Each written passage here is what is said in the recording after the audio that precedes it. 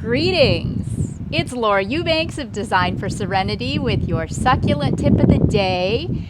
And back in my backyard again, still in quarantine. You know, we're making this stuff up, aren't we? This is such an unprecedented time in history.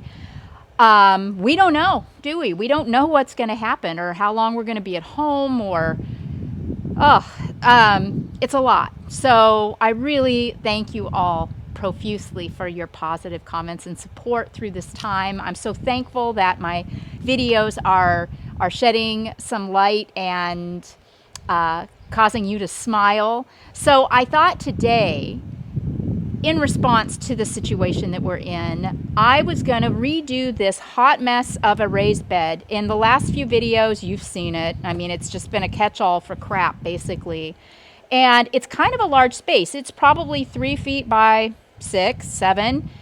And I'm not leaving my house. It's really, really important to me to stay home and to follow the rules. And therefore, I simply pulled things from around my yard. I went to the garage. I went to my junk drawers. I went inside, outside. I went in nooks and crannies throughout my garden spaces. And I just pulled a plethora of crap. And I don't know what this is going to become, but how fun will it be to figure out that together? So I know my steps, right? What's the first thing we do? We create mounds, don't we? We don't like the flat space. So the soil that's in here right now is basically compost, because this in the past has been a vegetable bed, but the succulents always end up winning out anyway. So I'm going to add, I had this, bag of soil in the garage. So I'm going to dump it in here. This is just garden variety potting soil. If you live in a challenging area where you get a lot of rainfall or just, weather that isn't conducive to these arid plants, make sure to spend some time amending your soil and making it as porous as possible. But here in San Diego, I think that this has been in the garage for a minute. It's like take 20 hours to get it out of the bag, but we're going to get there, aren't we? Oh my gosh. Okay, there we go. Okay. Woo! So that was the better part of a 2 cubic foot bag of potting soil. I'm going to crack it up here. I want my mound to be slightly left of center, because I have got a couple of winners to show you. Oh my gosh, I am so excited. And remember, this is an area that I walk by every single day because the trash can area is due east. So why not make this pretty? And then I'm going to be so encouraged as I walk by it every day, knowing that I pulled all of this beauty from areas around my house and yard, and I pulled things that I hadn't really noticed or been paying attention to, and that were completely and utterly underutilized in the spaces that they were in before. So here's my mound. This mound is going to be a work in progress, but it's a start. And now the first thing I'm going to do is stage my art piece, which in this case is going to be this manzanita branch. I found this in the garage. I think I had bought this at Waterwise Botanicals to wire into a vertical, and for whatever reason didn't. But I could almost walk away right now and say victory, right? Isn't that gorge? Okay, so I've got my pretty little art piece. I like this manzanita. It's loosey, it's goosey. I've got a climbing Eden Climber rose stapled to this fence, and I think that's a nice companion. Okay, are you ready? This is going to cause you to have a stroke, hyperventilate, swoon, I don't know. But look what I found behind the fountain.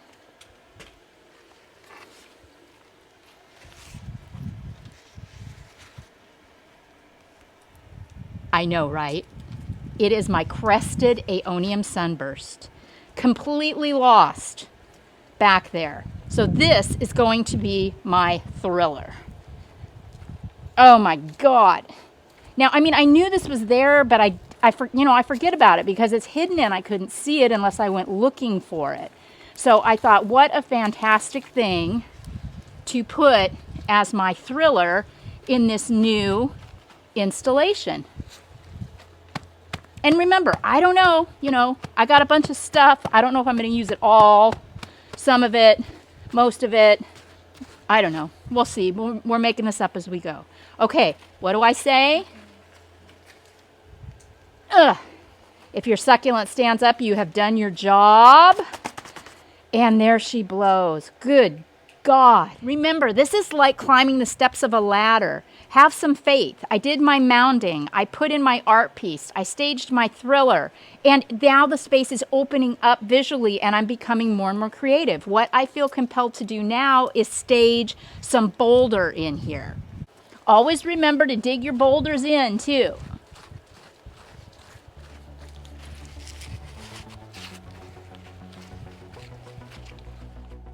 I'm feeling pretty good about these bones.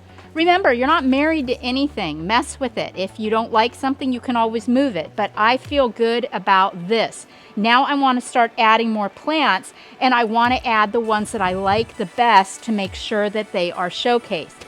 Remember our little variegated attenuata pup?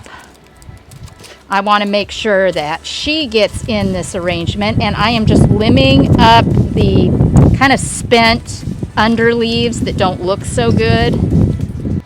Also remember, our thriller visually is quite heavy, so I want something heavy to balance, to counterbalance on this side too.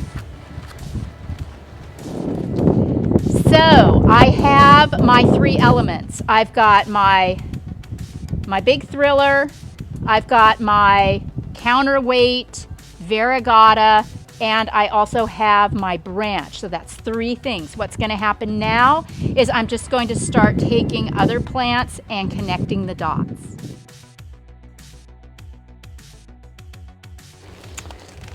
So this is an aloe cameronii, and as you know, when this aloe is stressed, it turns red. So I tend to always use it as a cutting to speed up the process of stress. All right, it's time for a spiller. I'm going to take this coin plant and pop it in right here next to this cameronii because it softens the cameronii and brings continuity to this corner.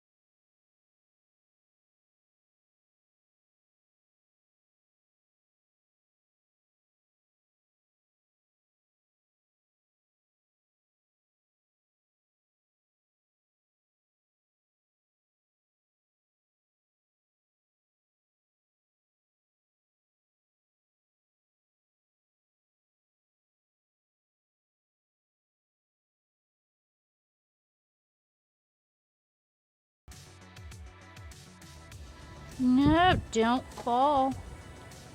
Always keep some rubble handy. This coin plant is wanting to fall out. So take your decorative rock and stage it in such a way that it not only looks aesthetically pleasing, but acts kind of like a paperweight to hold things in place. Can also be used to shore it up if you've got some serious mounding and you don't want all of your top dressing rock to spill down the slope. You can do some little retention with your rubble rock.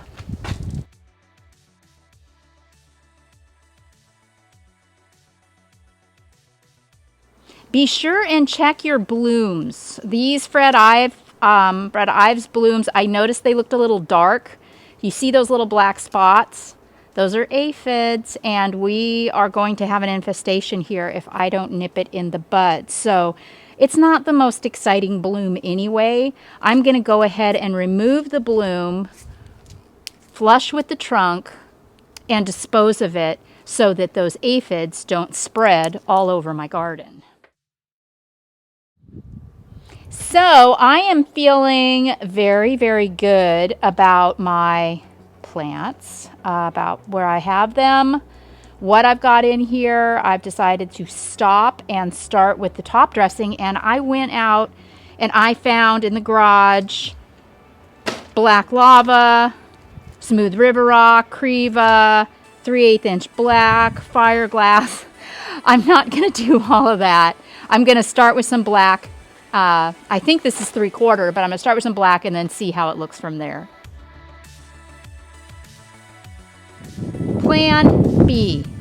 Don't have enough black 3/4 inch to do what I had originally wanted to do, and I'm not going to go out and buy any more black rock, but that's okay. I have been inspired to do something else. I'm going to take my white creva and I'm going to put it in the areas where there is dirt showing.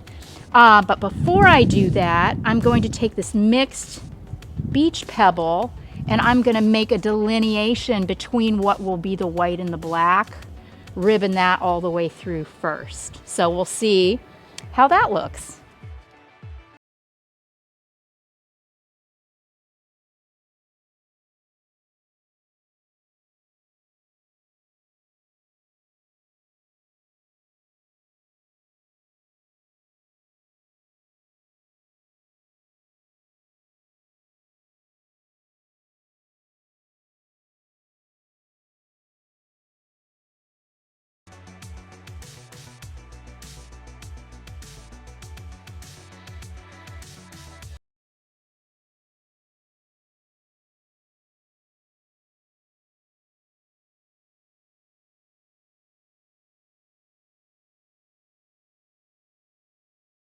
So here we go.